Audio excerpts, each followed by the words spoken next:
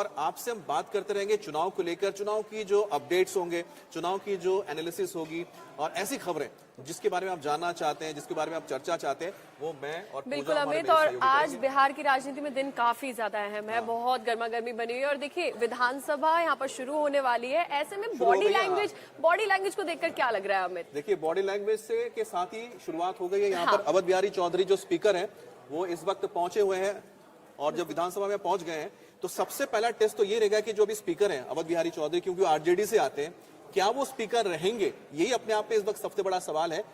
लेकिन जो number game है वो भी बहुत इंपॉर्टेंट है। काफी सवाल खड़े हो रहे हैं। नंबर गेम की बात करें तो नंबर गेम को लेकर क्या लगता है, क्या आपको लग रहा है किसके पाले में क्या चीज? देखिए फिलहाल अगर देखा जाए तो 128 का जो दावा है एनडीए का, जिसमें बीजेपी और साथ ही जेडीयू है, वो लगभग लगता है कि स्ट्रांग है। लेकिन जिस तरह से आरजेडी ने भी अपने पत्ते अपने पास रखे हुए हैं और जो जीतन राम मांझी का जो फैक्टर है वो भी देखना होगा। लेकिन हम सीधे एक बार चलते हैं विधानसभा में, उसकी कार्रवाई शुरू हो चुकी है, उसके बाद फिर लगातार हम आपसे बात करते रहेंगे।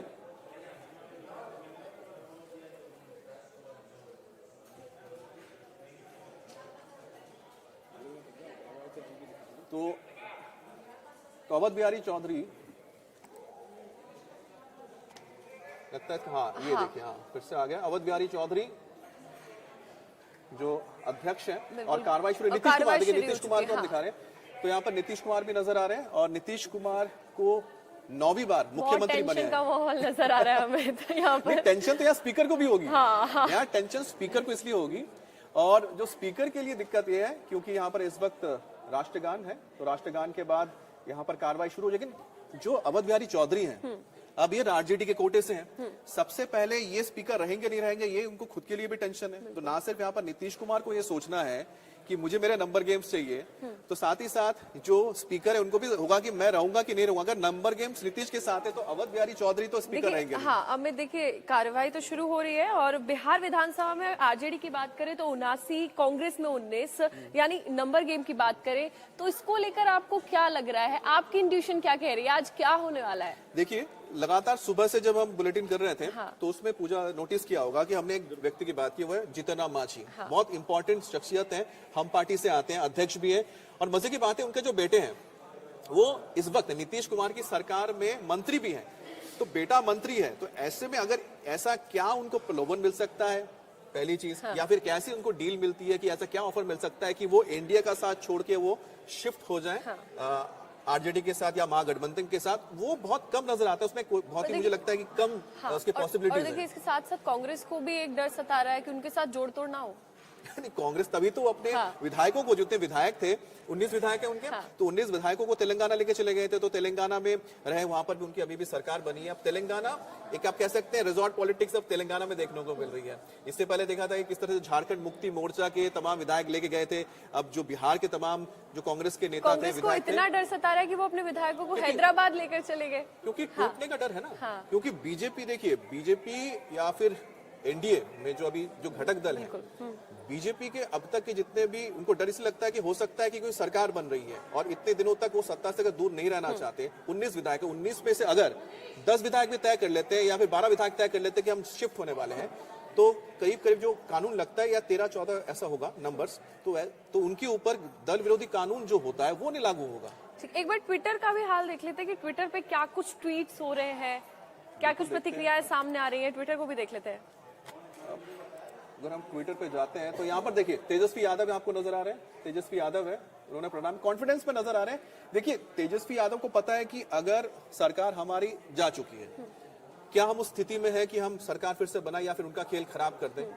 अगर खेल खराब कर पाते हैं वेल एंड गुड, नहीं खराब कर पाते हैं तो फिर कुछ उनके लिए दिक्कत नहीं है, कि उनको पता है कि मेरे पास इतने विधायक हैं, ठीक है, फोकस इनका होगा लोकसभा चुनाव में। लोकसभा में जब जाएंगे तो अपने को ऐसे विक्टिम बताएंगे ना कि हमने हथियार नहीं डाले। इनके समय अगर मान लीजिए नीतीश के पास नंबर गेम नहीं आया तो फिर नेक्स्ट स्टेप क्या होगा? नहीं, नीतीश के पास अगर नहीं आता है नंबर गेम तो ये अपने आप में एक बहुत बड़ी दिक्कत इस हिसाब से होगी कि अब बीजेपी की स्थिति देखिए, वहां पर बीजेपी उस जगह पे रहेगी जहां पर बीजेपी के अपने जो वोट बैंक है वो तो इंटैक्ट है, और नीतीश कुमार के पास ये बचेगा नहीं कि वो बीजेपी का छोड़ के फिर से वो महागठबंधन के साथ जाए। तो ऐसे में बीजेपी के लिए तो बहुत ज्यादा आप कह सकते हैं ऐसा सिचुएशन नहीं रहेगा कि वो किसी दुविधा में आ जाए, क्योंकि उनका फोकस फिर लोकसभा चुनाव में रहेगा।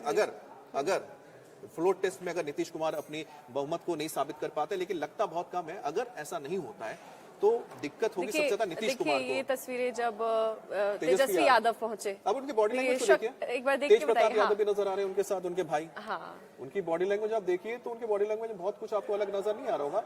ठीक, हाँ, एक गम ये है कि एक बार फिर से सत्ता से दूर वो चले गए हैं, उसका गम जरूर है, लेकिन साथ ही उनको पता है कि उनका जो वोट बैंक है वो इंटैक्ट रहने वाला है जब लोकसभा चुनाव में जाएंगे, क्योंकि सबसे बड़ी पार्टी भी वो अभी इस वक्त देखिए है। डर काफी ज्यादा सता रहा है अमित, ऐसे में जेडीयू के विधायकों के टूटने का डर कितना लग रहा है? अभी बीच में आप देख रहे थे कि किस तरह से कई सारे जो 4 विधायक थे उनसे संपर्क ही नहीं हो पा रहा था। हालांकि बाद में सभी विधायकों से संपर्क हो गया है और सभी के सभी इस वक्त विधानसभा पहुंच गए हैं। लेकिन कभी किसी के फोन स्विच ऑफ जा रहे हैं, कभी किसी से बात नहीं की जा होता है। रही, ये किस लिए हो रहा है, ये क्यों हो रहा है? देखिए, फ्लोट टेस्ट में क्या होता है, फ्लोट टेस्ट में हमेशा ये रहता है कि ना एक डर का माहौल बना रहता है और कहीं ना बैक चैनल्स खुले रहते हैं। ऐसा कभी नहीं होता बैक चैनल्स ना खुले।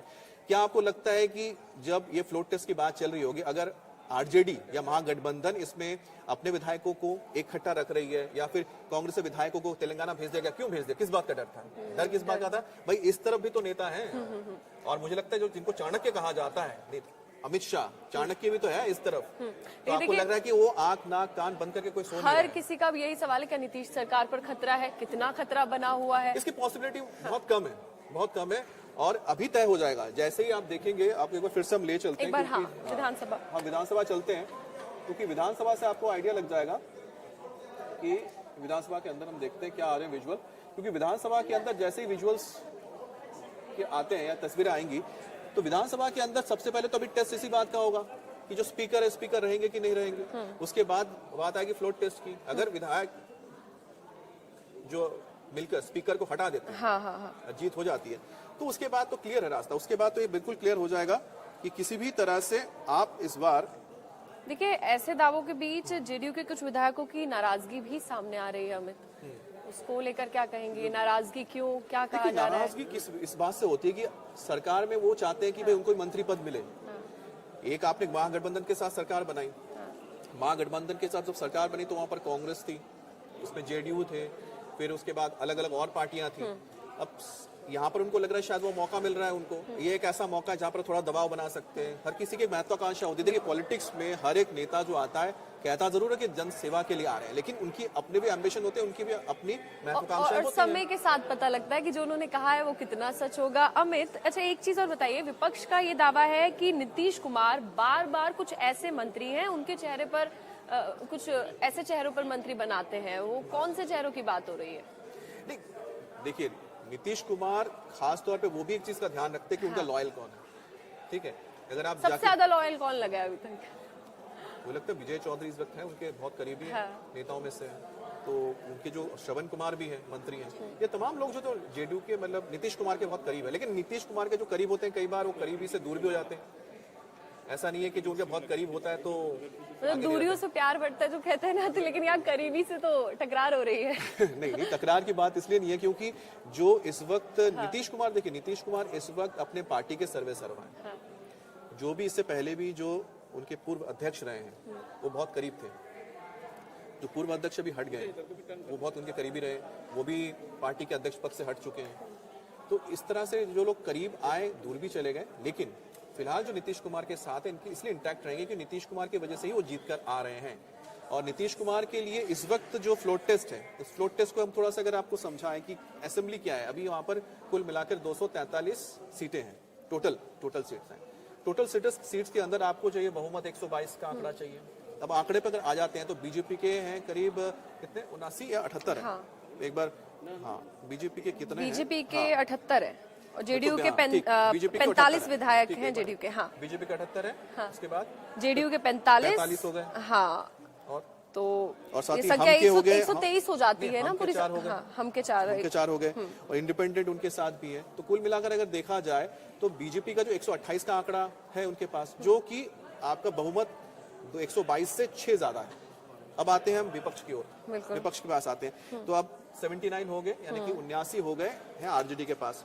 अब आरजेडी के पास 79 हैं, कांग्रेस के पास हो गए 19, 12 हो गए सीपीआई एमएल के हो गए विधायक, सीपीएम के 2 हो गए, सीपीआई के भी 2 हैं और एक एआईएमएम के हैं 1 हो गए। तो कुल मिला के उनका देखा जाए तो 114 115 उनके पास भी आ रहा है। तो जो फिलहाल जो नंबर गेम है लगभग ये कॉन्क्रीट रहना है, सिमिलर थोड़ा सा। हाँ मतलब फासला बहुत कम है। हाँ, वो 8 कम है, ये 6 ज्यादा है बहुमत से।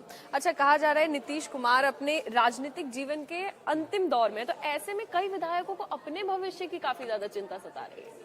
तो वाकई में, क्योंकि मैं जैसा आपको बता रहा था कि नीतीश कुमार की जो पार्टी है जेडीयू, उसमें सर्वे सर्वा नीतीश कुमार ही एक ही चेहरा है। अगर नीतीश कुमार अगर फॉल करते हैं, नीचे आते हैं, तो उनके पार्टी और उनके विधायकों के साथ भी यही होगा और उस वक्त भगदड़ मचेगी और कहीं ना कहीं वो जाएंगे। हो सकता है कुछ लोग बीजेपी के साथ चले जाए, कुछ लोग आरजेडी के साथ चले, ऐसी संभावना है। लेकिन फिलहाल ये हम लोग कहेंगे बहुत जल्दबाजी होगी। किन विधायकों को टूटने का ये डर सता रहा है, क्या लगता है? किनके नाम, हाँ, किनके नाम सामने आ रहे हैं? जिनके नाम सामने आए थे, मैंने कहा ना कि जब देखिए, जब इस तरह के माहौल बनते हैं, जो पार्टी के लोग होते हैं वो भी कई बार कोशिश करते हैं कि अपने सर्वोच्च नेता पर, पार्टी के ऊपर एक प्रेशर बनाए। ये प्रेशर टैक्टिस होती है। प्रेशर टैक्टिस है कि अगर उनको लगता है कि फिर उनको मनाने की कोशिश कि भाई कहाँ पर हो, क्या हो, और हो सकता है तब उनके कुछ ऐसे ग्रीवांसेस हो जिसको बोलते हैं ना, मेरे कुछ इच्छाएं हैं या फिर मेरे कुछ शिकायतें हैं जो मैं आपके सामने रखना चाहूँ, उसको सुना जाएगा, अच्छा ठीक है बताइए क्या है, हाँ ठीक है आपको शिकायत हम दूर करेंगे। तो इस तरह की चीजें होती हैं कि जब फ्लोर टेस्ट होता है, इस तरह का मौका होता है कई बार अपनी बातों को सामने रखने का। लेकिन उसके बावजूद जो सभी हैं फिर से संपर्क में आए हैं। इस वक्त तो असेंबली के अंदर ही मौजूद है, तो असेंबली के अंदर तो बातचीत हो रही है। असेंबली में अभी फ्लोर टेस्ट होगा, फ्लोर टेस्ट के बाद क्लियर हो जाएगा किसके साथ है कुल मिलाकर। लेकिन मैं ये कहना चाहता हूं कि डर ऐसा नहीं कि, अगर देखिए सबसे बड़ी बात को समझना पड़ेगा, जो डर की अगर बात होती तो बीजेपी ने अपने लोगों को भी यहाँ इंटैक्ट रखा था, जेडीयू ने अपने लोगों को पटना में रखा था। दोनों ही दलों के जो विधायक थे वो कहाँ थे? पटना में रहे थे। और लेकिन आरजेडी ने अपने कुनबे को बचाने के लिए सभी लोगों को तेजस्वी के घर पे रखा गया और कांग्रेस ने तो भेज ही दिया। कांग्रेस तो सबसे ज्यादा डर है कि उनकी टूट हो सकती है। तो अब क्या लगता है, आज नीतीश कुमार बहुमत साबित कर पाएंगे? आपकी पर्सनल इंट्यूशन क्या कह रही है? देखिए मुझे तो फ्लोर टेस्ट में क्या हुआ तो होगा ही, लेकिन कुल मिलाकर ये बिल्कुल क्लियर है कि नीतीश कुमार के लिए बहुत दिक्कत नहीं होना चाहिए। और ठीक है, आप एक और चीज और बता रही थी, फ्लोर टेस्ट पे बताइए कि फ्लोर टेस्ट से पहले नंबर गेम एक बार फिर से बताइए। हाँ, नंबर गेम मैं समझा देती हूँ थोड़ा। नंबर गेम देखिए 243 सीटें बिहार विधानसभा में बहुमत के लिए है और 122 विधायकों का समर्थन इस बीच इसमें जरूरी है। तो जबकि सरकार में शामिल बीजेपी के 78 और वहीं जेडीयू के 45 विधायकों को मिला दें तो ये जो संख्या है ये 123 हो जाती है। तो काफी ज्यादा गर्मा गर्मी का माहौल है, काफी ज्यादा टेंशन हो रखी है। ट्विटर पे भी लगातार ट्वीट्स पे ट्वीट्स आ रहे हैं और हम भी आपको लगातार एक एक अपडेट दे रहे हैं। और विधानसभा की कार्रवाई भी क्योंकि शुरू हो चुकी है तो ऐसे में वहां पर भी बॉडी लैंग्वेज काफी ज्यादा टेंशन वाली नजर आ रही है। स्पीकर खुद काफी ज्यादा टेंशन में नजर आ रहे हैं ना? तो इसलिए है क्योंकि अभी जो बिहार विधानसभा है उसकी जो वेबकास्ट है अभी शुरुआत हो जाएगी, तो जैसे टेलीकास्ट शुरू होगी तो हमें अंदर की और माहौल के बारे में जानने को मिलेगा। लेकिन थोड़ी देर पहले जब हमने आपको दिखाए थे तस्वीरें जिसमें अवध बिहारी चौधरी पहुंचे थे, नीतीश कुमार अंदर पहुंच गए थे, और अवध बिहारी चौधरी की जो बॉडी लैंग्वेज देखे तो यही लग रहा था कि उनको ये खुद सोचना है कि आखिरकार अब करना क्या है, करना क्या है कि उनकी सीट रहेगी कि नहीं रहेगी। और जितिन राम मांझी की बात करें तो उन पर जो उनको लेकर क्या अटकलें सामने आ रही है? देखिए जितिन राम मांझी नीतीश कुमार के बहुत करीबी रहे हैं और एक ऐसा वक्त था जब नीतीश कुमार ने जब पद छोड़ा था तो उसके बाद जितिन राम मांझी को उन्होंने अपनी कुर्सी दी थी। हालांकि बाद में दोनों के बीच जो रिलेशनशिप है वो अच्छी नहीं रही क्योंकि नीतीश कुमार चाहते थे कि वो हट जाएं और नीतीश कुमार एक बार फिर से मुख्यमंत्री बने। आखिरकार वो अलग हो गए, उन्होंने अपनी पार्टी बनाई। उसके बाद वो एनडीए के साथ भी रहे, उसके बाद महागठबंधन के साथ भी रहे। तो जितिन राम मांझी हैं वो एक दलित समुदाय से आते हैं, उनका एक अलग वोट बैंक है और इस वक्त उनके लिए एक मौका है। देखिए जितिन राम मांझी को लेकर अटकलें काफी तेज हो गई हैं क्योंकि हम के 4 विधायक और 1 निर्दलीय विधायक को मिलाकर ये आंकड़ा 128 तक पहुंच गया। नहीं 128 तक तो एनडीए के साथ पहुंचा है। हाँ। लेकिन अगर ये शिफ्ट हो जाते हैं, जिनके पास 114 है, हाँ। 114 जिनके पास है, यानी कि आरजेडी यानी महागठबंधन के साथ अगर उनके साथ जितिन राम मांझी जाते हैं, उन्हें फर्ज कर रहे हैं, ऐसा भी मुश्किल लगता है, लेकिन अगर जाते हैं तो क्या होगा? तो उनकी जो नंबर है वो 28 हो जाएंगे, एक इंडिपेंडेंट मिला देंगे तो 119 हो जाएगी। तो 119 उनके पास 22 चाहिए होंगे तो उनको चाहिए क्या? 3 और विधायक चाहिए होंगे। देखिए जितिन राम मांझी, देखिए एक तो हम संभावनाओं की बात कर रहे हैं, हाँ, ये तो पॉसिबिलिटी। लेकिन जितिन राम मांझी को ये भी सोचना पड़ेगा जितिन राम मांझी के सामने अब क्या है। जितिन राम मांझी क्या अब स्टेट पॉलिटिक्स के हिसाब से चलेंगे क्योंकि उनके बेटे ऑलरेडी मंत्री हैं। इस वक्त जितिन राम मांझी के जो बेटे हैं वो इस बार मिनिस्टर में है। अब मैं एक बार देखिए उनके बेटे का मैं बताता हूँ, संतोष कुमार सुमन जो है वो इस वक्त इंफॉर्मेशन एंड टेक्नोलॉजी मिनिस्टर हैं। हाँ। ठीक है, तो जब जितिन राम मांझी के संतोष सुमन जो बेटे हैं इस वक्त अगर हैं तो फिर आप सोचिए। ये जितिन राम मांझी बार बार ये दावा कर रहे हैं कि वो एनडीए के साथ है, लेकिन अभी इससे पहले 2 दिन पहले एक मुलाकात हुई थी जितिन राम मांझी की, उसको लेकर आपको क्या लग रहा है? वो मुलाकात दरअसल महबूब आलम ने मांझी से उनके आवास पर एक लंबी मुलाकात अब की थी। महबूब आलम के बारे में बताइए, क्या है ये? विधायक हैं सीपीआईएम के, और उनकी मुलाकात हुई। देखिए, पॉलिटिकल इसमें तो मुलाकातें होती रहती है ना, लेकिन मैं ये कह रहा हूँ कि अगर आपको लगता है कि क्या अगर उस तरफ कोशिश हो रही है, यानी कि महागठबंधन में कोशिश हो रही है कि हम इनके विधायकों को तोड़ें, तो इस तरफ से बचाने की भी तो कोशिश हो रही होगी ना। तो इस तरफ भी तो आप सोचिए ना, इस तरफ केंद्र में बीजेपी है, केंद्र में एनडीए है, ठीक है, इस वक्त सरकार भी एनडीए की है, तो पलड़ा किसका भारी है? पलड़ा भारी यहाँ पर है इस वक्त एनडीए का। और इन्होंने भी अगर सारे अपने ऑप्शंस खुले रखे होंगे कि ऐसा होता है तो ये होगा, अगर ये होता है तो ऐसा होगा। अच्छा, विधायक और डर ज्यादा किसको है? कांग्रेस को डर ज्यादा है। कांग्रेस को डर ज्यादा है। सबसे ज्यादा डर आरजेडी को नहीं है, सबसे ज्यादा डर है यहाँ पर कांग्रेस को, कि कांग्रेस को जो विधायक शिफ्ट हो सकते हैं अगर वो जेडीयू के साथ चले आते हैं, कि उससे पहले भी हुआ है। विधायकों को बचाने की कोशिश किस तरीके से की जा रही है? अगर कोई नाराज है मान लीजिए, तो उसको उसकी नाराजगी किस तरीके से दूर की जाएगी? देखिए, नाराजगी अब डिपेंड करते हैं उनको क्या चाहिए, उनको मंत्री पद चाहिए, ठीक है, उनको टिकट चाहिए, आने वाले लोकसभा टिकट चाहिए। तो इस तरह की चीजें तो पॉलिटिकली जब होते हैं तो उसमें पद या टिकट, ये बहुत अहम 2 चीजें होती हैं। तो सबका ध्यान रखा जाए कि कोई नाराज ना हो, तो उसके लिए कैसे? नहीं, देखिए, बोलते हैं ना, पॉलिटिक्स है, साम दाम दंड भेद। हाँ, हर तरीके से साम दाम दंड भेद, सच, हर चीज का इस्तेमाल होता है। नाराजगी भी दूर की जाएगी। और लेकिन अगर नंबर नहीं, गेम्स, लेकिन पूजा देखिए, लेकिन नंबर गेम्स की बात देखिए, होगी। अभी जो नंबर गेम्स है ना, नंबर गेम्स में इस वक्त जो समझ में आता है, ठीक है, पॉसिबिलिटी क्या लग रही है? नहीं, पॉसिबिलिटी देखिए, पॉसिबिलिटी 128 जिसके पास बहुमत है वो जीतेगा। नंबर के हिसाब से 128 है, वही जीतेंगे, इसमें कोई 2 राय है नहीं। लेकिन क्या एन वक्त पे जीतन राम मांझी क्या करेंगे? लेकिन जीतन राम मांझी के बारे में तो ये जानना चाहिए, जीतन राम मांझी के तो इस वक्त वो सरकार में मौजूद है। और दूसरी बात है, जीतन मांझी ये भी तो सोचेंगे कि आने वाले समय में लोकसभा चुनाव है। अब लोकसभा चुनाव में इस वक्त सबसे बोलते हैं ना, सबसे प्रोबेबल कैंडिडेट बतौर प्राइम मिनिस्टर कौन है? जो प्रेजेंट जितने भी सर्वे आए हैं उसमें नरेंद्र मोदी को सबसे टॉप पे रखा गया है, ठीक है। दूसरी बात यह है कि इस ऐसे वक्त में जहां पर बीजेपी ने अभी 3 जगह पे चुनाव जीते हैं, हिंदी बेल्ट है सारे, मध्य प्रदेश, छत्तीसगढ़, राजस्थान, जिसमें भी छत्तीसगढ़, राजस्थान महागठबंधन के सहयोगी कांग्रेस से सीट आपने सत्ता छीन के आपने अपनी सरकार बनाई है। मध्य प्रदेश में आपने रिपीट किया है। तो ऐसे वक्त में एक जो हिंदी बेल्ट का माहौल है लोगों को समझ में आ रहा है। देखिए, कांग्रेस को जो और डर एक और चीज, राम मंदिर मत भूलिए। वो तो राम मंदिर के प्राण प्रतिष्ठा के बाद जिस तरह का पूरा जनता के बीच में एक माहौल बना है, आपने देखा जो माहौल बना है, तो एक जो राम लहर भी तो है ना। और ऐसा लग रहा है ग्राफ बिल्कुल एक साइड चले गया। देखिए, काम और उसके बाद नाम, मतलब सिर्फ कहा नहीं गया है, किया भी गया है। काम का मतलब है कि काम तो किया तो है, लेकिन काम मतलब जो सरकार जो काम करी वो भी गिनाती है, और उसके बाद सरकार जो कह रही है कि हमने राम का नाम दिया। तो ये जो फैक्टर है, जो शुरुआत में दावे किए गए, वादे किए गए, हाँ, जो शुरुआत में वादे किए गए वो पूरे भी किए गए हैं। वादे नहीं, साथ में समझिए कि जो इस वक्त माहौल है इस जगह, और वो बिहार तक जाता है, बिहार बेल्ट, हिंदी बेल्ट है बिहार।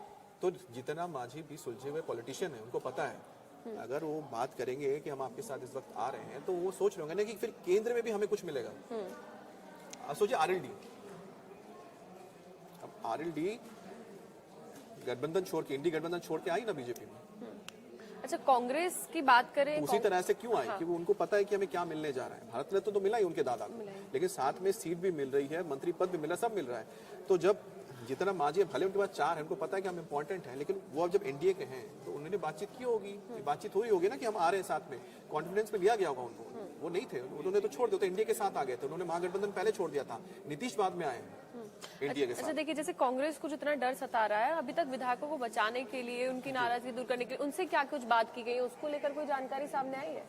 अभी अगर हम ट्विटर चेक करते हैं कि ट्विटर पे आखिरकार क्या ट्रेंड कर रहा है, पूजा है अभी ट्विटर पर अगर हम देखें, देखिए वहाँ पर ये बिहार पॉलिटिक्स में जाके देखते हैं कि आखिरकार क्या चल रहा है इसमें। अच्छा, यहाँ पर तो लोगों ने अलग अलग चीजें पोस्ट की हैं यहाँ पर। हाँ, लेटेस्ट पे जाइए, लेटेस्ट। अच्छा देखिए, ये तो नीरज कुमार है, हाँ ये भी ठीक पहुंच है। चुके हैं। इन्होंने कहा है कि विधायक तो इंटैक्ट है, ये कह रहे हैं जो ट्विटर पे आ रहा है। और यहाँ पर बॉडी लैंग्वेज आप देख सकते हैं जिसका हम जिक्र कर रहे थे, खुशी नहीं है चेहरे पे, तेजस्वी के इसमें खुशी तो नहीं है चेहरे पे।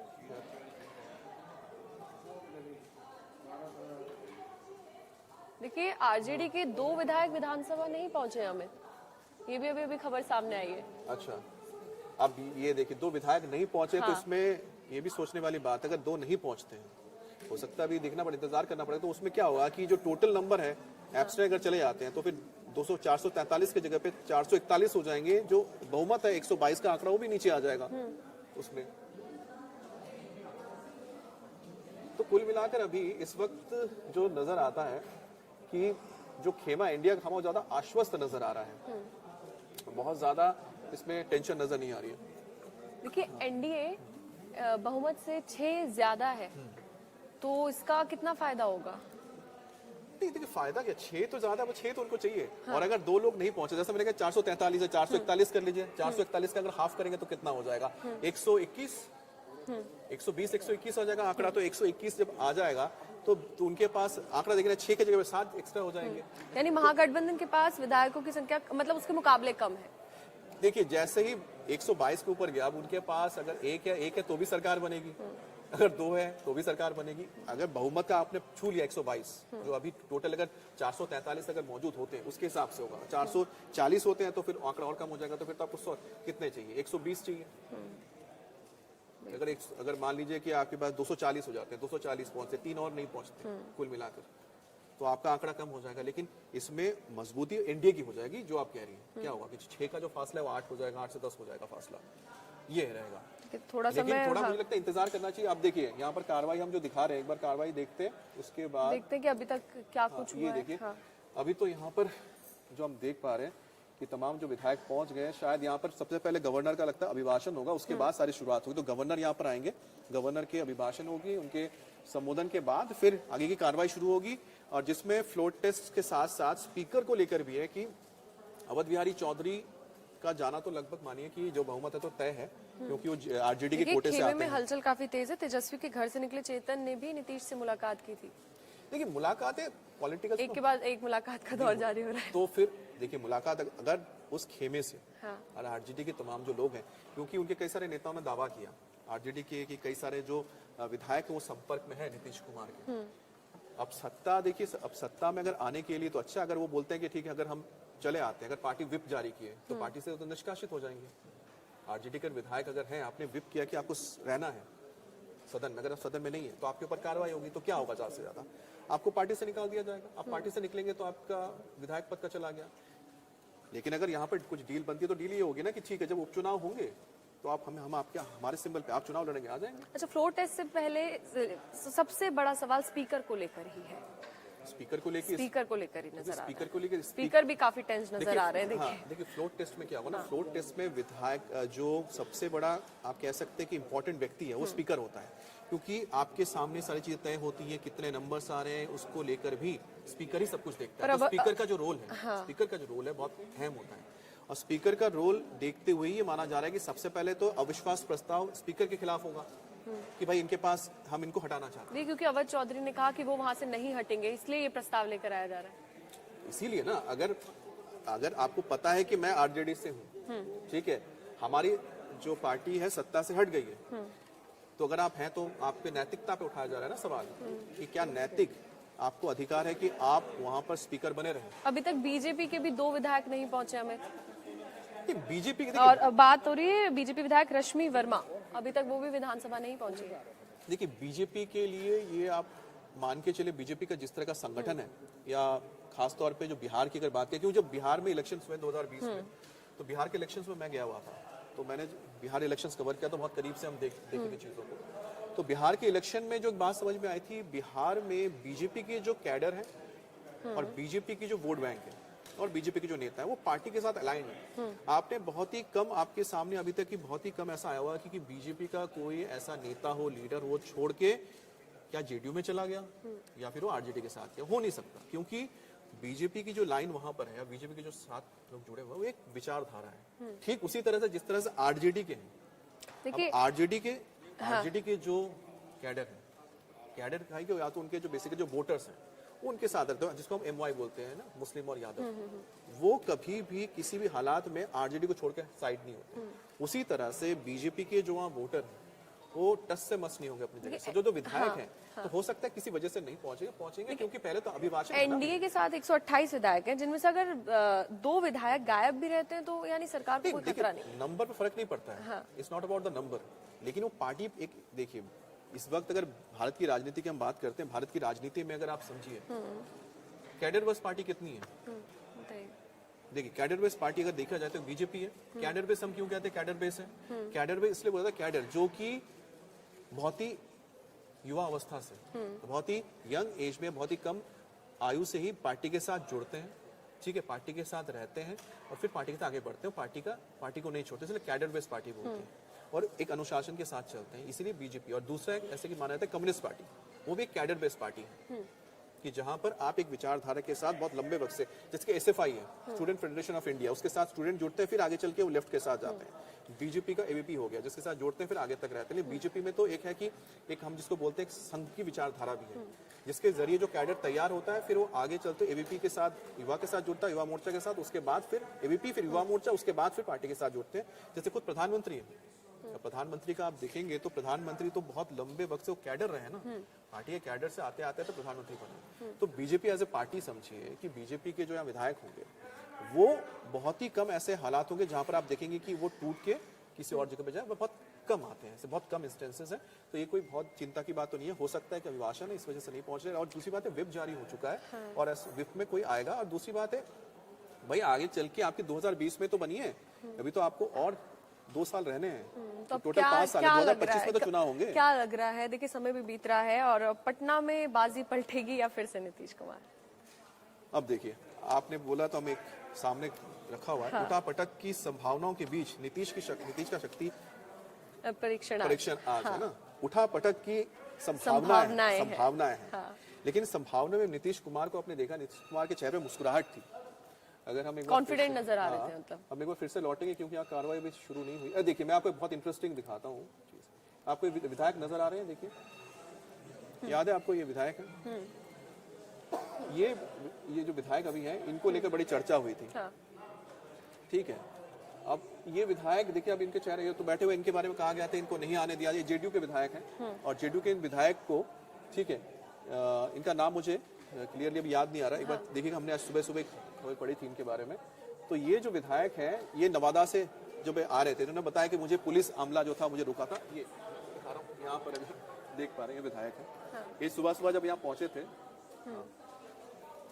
ये टच है, हाँ ये टच है तो टच से हम लोग उसको छोटा बड़ा कर सकते हैं।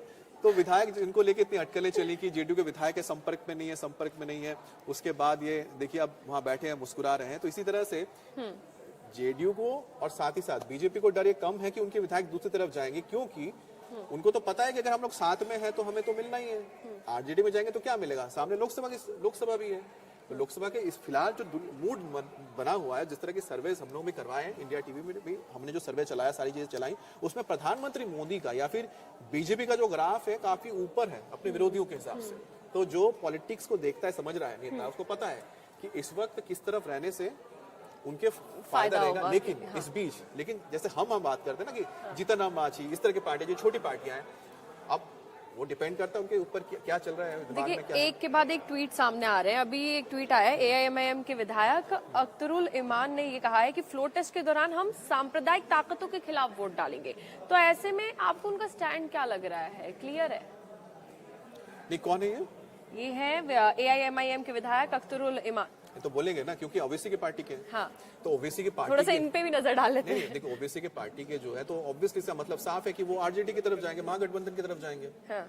और क्योंकि ये MIM जो है वो ऑलरेडी वहां पर उनके जो टोटल विधायक थे, उनके अभी 6 विधायक थे, 6 सीटें थी, हाँ 6 जीती थी उन्होंने सीमांचल में। तो सीमांचल में जब 6 उनकी सीटें आई थी, तो उस वक्त AIMIM के उसमें से 5 लोग कट के चले गए आरजेडी के साथ। अब एक उनके बचे हुए हैं और वो अगर कह रहे हैं कि सांप्रदायिक ताकत के साथ वो बीजेपी के साथ कभी अलाइन होंगे नहीं, तो उसी के खिलाफ ही जाएंगे, तो उसके खिलाफ जो है उनके साथ हो जाएंगे। इसका मतलब साफ है कि महागठबंधन की तरफ रहेंगे। लेकिन उनके बीच कोई गठबंधन होगा कि नहीं होगा, देखिए बिहार के अंदर जब 2020 में चुनाव हुए, AIMIM के जो सीटें आई थी वो सीमांचल में आई जहां पर मुस्लिम बहुल इलाके हैं, और वो एक बहुत बड़ा खतरा था किसके लिए? नीतीश कुमार के लिए नहीं, बल्कि आरजेडी के लिए, तेजस्वी यादव के लिए, लालू यादव के लिए, क्योंकि सीमांचल में जो मुस्लिम समुदाय माना जाता है कि हमेशा बीजेपी या के खिलाफ जाती है और आरजेडी के साथ जाती है। यानी कई बार वो नीतीश के साथ जा सकते हैं, लेकिन उस वक्त उन्होंने, क्योंकि नीतीश बीजेपी के साथ थे, तो उन्होंने चूज किया कि ना हम इनके साथ जा रहे हैं ना इनके साथ जा रहे हैं, हम AIM की तरफ जाते हैं असदुद्दीन ओवैसी के साथ। एक और बात सामने आई। कांग्रेस के विधायक संतोष मिश्रा कह रहे हैं कि मुख्यमंत्री सदन का मुंह तक नहीं देख पाएंगे। अब ये तो बयानबाजी। हाँ, बयानबाजी पे बात कर लेते हैं। ऐसे बयानों को किस तरीके से देखते हैं? अब उनको कॉन्फिडेंस है तो अच्छी बात है, कॉन्फिडेंस को रखने के काफी ज्यादा। अगर इतना कॉन्फिडेंस है तो उनको तो अपने विधायकों को रखना चाहिए था। अब उनके विधायक तो नहीं थे यहाँ पर, उनके विधायक तो बाहर थे। हाँ, देखिए जेडीयू और बीजेपी के अभी भी विधायक गायब हैं काफी। नहीं, गायब मत बोलिए। हाँ, कि अभी नजर नहीं आ रहे हैं अभी क्या है कि यहाँ पर हम जैसा हम दिखा रहे हैं कि इस वक्त अभी ये हलचल हो रही है। नहीं, यहाँ पर अभी अभिभाषण होगा गवर्नर का, राज्यपाल अभिभाषण होगा, उसके बाद कार्रवाई शुरू होगी ना। तो अभिभाषण अगर है तो इसलिए हो सकता है कुछ लोग पहुंच रहे होंगे, नहीं पहुंचेंगे, लेकिन फ्लोट टेस्ट अलग चीज है ना। फ्लोट टेस्ट में जब अंदर जाएंगे, जब फ्लोट आना पड़ेगा, वहां पर कितना कौन पहुंच रहा है कौन नहीं पहुंच रहा है वो मैटर करता ज्यादा इसमें। तो एक बार जरा मेरे अभिभाषण जब तक चल रहा है, पूजा जरा हम लोग एक बार ट्विटर भी देखते हैं। हाँ, एक बार ट्विटर देख लेते हैं, है ना। वैसे मैं ट्विटर से आपको लगातार पूछ रही हूँ कि इसने ये बोला है, इस पर आपको क्या लगता है, लेकिन हम लोग एक बार देखते हैं। हाँ, एक बार ट्विटर देख लेते हैं। यहाँ पर अभी तक कार्रवाई यहाँ शुरू नहीं हुई है। ट्विटर पे लेटेस्ट है,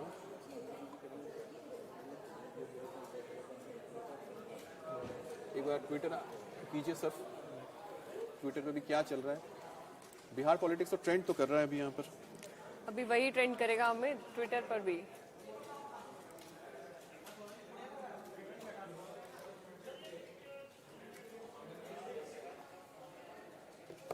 नहीं, यहाँ पर देखिए तेजस्वी दिखाइए तो Bihar political crisis, Bihar floor test भी देखते हैं।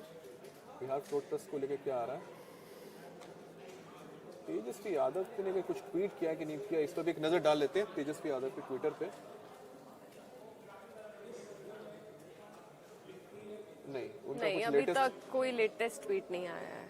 बस इनका एक जो है 5 फरवरी का है, बीजेपी के तमाम षड्यंत्रों और साजिशों के बावजूद झारखंड में महागठबंधन सरकार द्वारा विश्वास मत हासिल करने पर मुख्यमंत्री इन्होंने दी है बधाई। तो एक फ्लोट टेस्ट में तो उनको खुशी मिली हेमंत सोरेन वाले में। हाँ। आज का फ्लोट टेस्ट जो होगा उसको ये भी करीब से देख रहे होंगे, लेकिन कुल मिला के इस वक्त देखा जाए बिहार के हम डिप्टी सीएम की बात करें हमें तो सम्राट चौधरी ने तेजस्वी यादव के जो खेला होने के दावे पर कहा है कि बच्चे को खिलौना मिल गया है। ये कैसा, इस पर क्या कहेंगे? ये डिप्टी सीएम सम्राट चौधरी कह रहे हैं। अब वो क्या जवाब देंगे, मतलब क्या बोले, क्योंकि उनके लिए उनको पता है कि उनके नंबर्स उनके पास इंटैक्ट है। बीजेपी का देखिए, बीजेपी का कोई भी नेता है उसको इतना कॉन्फिडेंस रहता है, ठीक है। तो चलिए देखिए हम एक बार विधानसभा की ओर चलते हैं, क्योंकि यहाँ पर तेजस्वी यादव और तमाम सम्राट चौधरी मौजूद है, तो सीधे रुक करते हैं विधानसभा।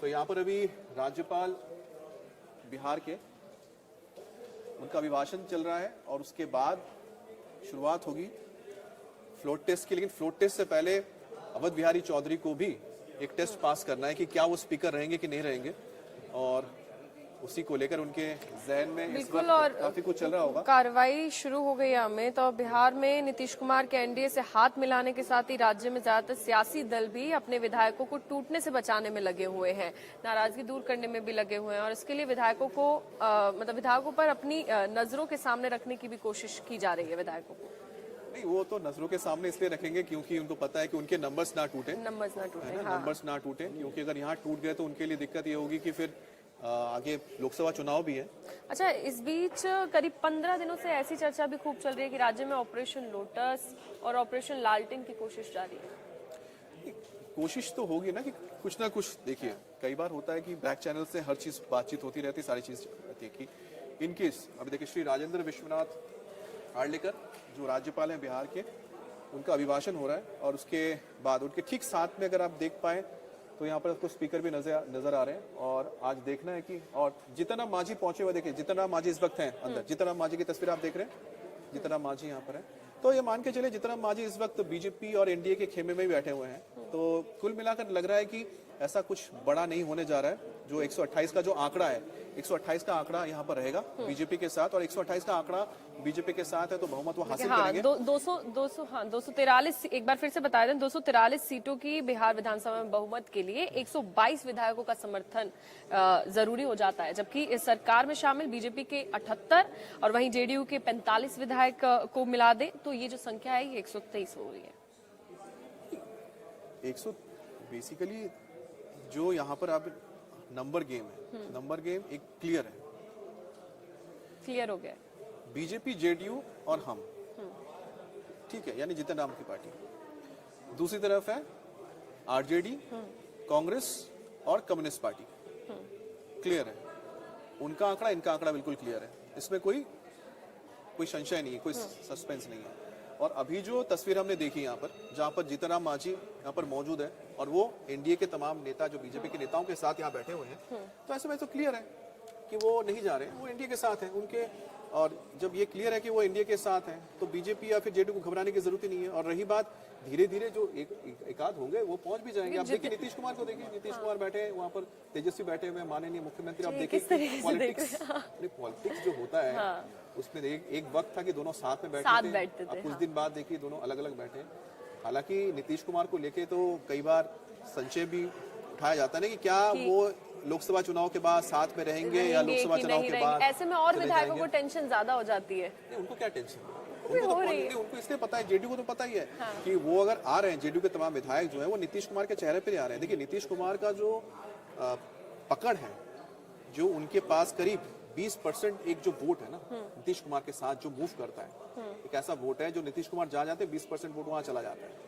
तो नीतीश कुमार को छोड़ के उनके नेता भी नहीं जा सकते क्योंकि उसी वजह से जीतते हैं। और यही वजह है कि नीतीश कुमार को जब भी जिस तरफ जाना चाहते हैं उनका स्वागत होता है। आरजेडी के पास अगर देखा जाए, आरजेडी का सबसे बड़ा वोट बैंक क्या है? आरजेडी का सबसे बड़ा वोट बैंक उनका एम वाइज समीकरण है, मुस्लिम हो गए, मुस्लिम और साथ ही साथ उनके जो यादव वोट है। अब मुस्लिम और यादव वोट की अगर बात करते हैं, ठीक है, तो कितने परसेंट मुस्लिम और कितने पर यादव है, तो उस हिसाब से देखा जाएगा तो यादव 18% है और मुस्लिम हो गए आपके 19% है। तो करीब 37-36% आपके हो गया, जो एक मुश्त किसके साथ रहता है? आरजेडी के साथ रहता है। हालांकि मैं ये बोलूंगा कि 19% अगर मुस्लिम है, अगर मैं उसमें से, चलिए हम 19 में से मानते हैं कि एक अच्छा तबका है जो जेडीयू के साथ भी जाता है, नीतीश कुमार के नाम पे जाता है, फिर भी करें 15% भी पकड़ लें, 12% भी पकड़ लें, 12%, 10% से ज्यादा जो होगा इंटैक्ट, वो जाता है किसके साथ? वो जाता है करीब 30% मान के चलिए कि यादवों के साथ ही चला जाएगा, मतलब टोटल मिला दिया जाए तो। अच्छा, और उसके बाद अब हम जरा कास्ट समीकरण को समझिए। हाँ, समझाइए। ठीक है, कास्ट समीकरण क्योंकि समझाइए, कास्ट समीकरण को समझेंगे तभी तो ये चीजें समझ में आएंगी कि आखिरकार नीतीश कुमार क्यों इतने इंपॉर्टेंट। अगर हम बात करें कि नीतीश कुमार पलटते हैं तो क्यों आरजेडी उनको सब ले लेगी साथ में अपने, क्यों कांग्रेस या फिर उन्हें बोलेगा नहीं हम आपके साथ नहीं जाएंगे, आपने हमारे साथ हमारा तोड़ दिया था, गठबंधन तोड़ दिया था, बोल सकते हैं ना। या बीजेपी फिर बोले कि नहीं एनडीए के साथ है, हम आपके साथ आना चाहते, बीजेपी ने क्यों बोला नहीं हमें नहीं जरूरत है, लेकिन बीजेपी ने लिया। उसकी सबसे बड़ी वजह है कि बीजेपी में जो नेता है, केंद्र में नेता है, उनको अच्छी तरह से पता है कि बिहार में जो पॉलिटिक्स है वो बहुत ही कास्ट लाइन पे चलती है और कास्ट लाइन पे वोटिंग होती है। 2020 के इलेक्शंस में जब हम लोग गए थे तो वहां पर हमारी टीम ने क्या पाया कि नरेंद्र मोदी एक बहुत बड़ा फैक्टर है, नीतीश कुमार भी एक बड़ा फैक्टर है और तेजस्वी यादव और लालू भी एक बड़ा फैक्टर थे।